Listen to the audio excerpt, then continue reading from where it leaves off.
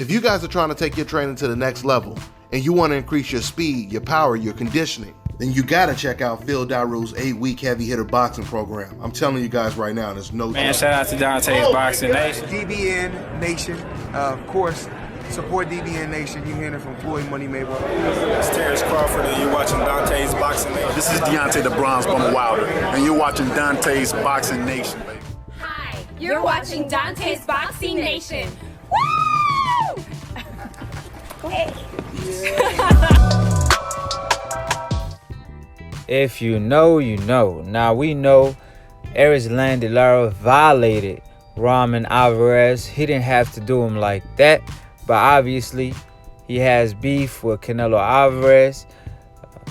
He felt that he got robbed in that fight. I felt that he won that fight in particular. However, Canelo Alvarez chose not to give him the rematch. Now, he fought his brother, and he just violated his brother. We all know Ramon Alvarez is not as good as Canelo Alvarez, and that's why he shouldn't have been in the ring with Erislandy Lara. They both on two different levels, and Erislandy Lara showed that. So we'll see if Canelo Alvarez will take revenge for his brother loss. Somebody around Canelo Alvarez has to tell him, they smoked your cousin and you ain't gonna do shit? And this time it's even worse, it's your brother. So we'll see what Canelo Alvarez would do. I doubt he would be interested in a Lara bout at this point. Obviously, fighters that want to fight Canelo Alvarez, like the Charlos and Andrade, they got to take a page out of Lara book. The way he called out Canelo, he hopped on stage during Canelo Alvarez post press conference, and that messed with Canelo Alvarez's pride, and he ended up taking that fight, even though Oscar De La Hoya didn't want that fight for Canelo Alvarez. So they should take a page out of Lara book. However, Lara, after the fight, called out Errol Spence Jr. He called out the truth. He wants to smoke with Errol Spence when he moves up to 154. Obviously, Errol Spence has business to take care of at 147. He has a Sean Porter fight coming up, and then maybe a Manny Pacquiao fight. If not, he most likely will fight Terrence Crawford after that.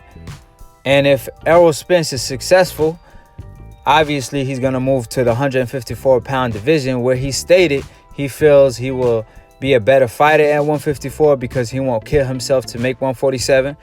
He feels that when he goes in the ring at 147, he's only 70%. But at 154, he's going to be like 95% to 100%. Obviously, every fighter, when they go in the ring, they're not 100% due to a rough training camp, sparring, etc., etc. Now, Errol Spence has a lot of names to choose from the 154-pound division, because J. Rock Williams called him out, Hurd called him out, so he got a lot of options at 154, but a fight with Lara is very interesting. I believe skill for skill, Errol Spence could hang with any boxer in the world.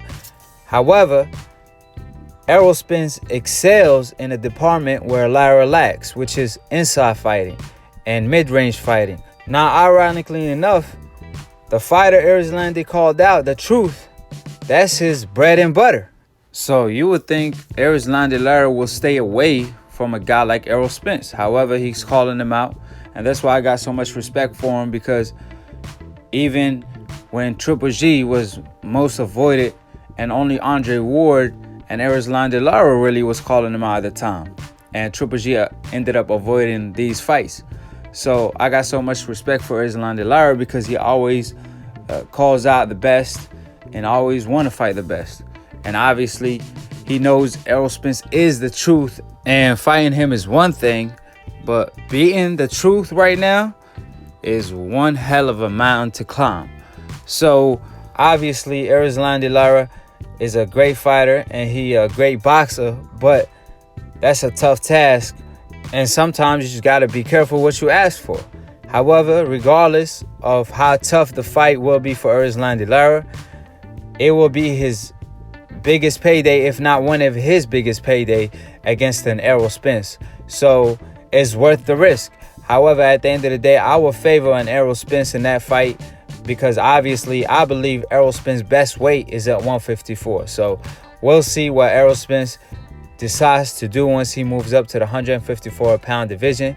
The sky is the limit. He got a lot of options at the 154-pound division, even at 160.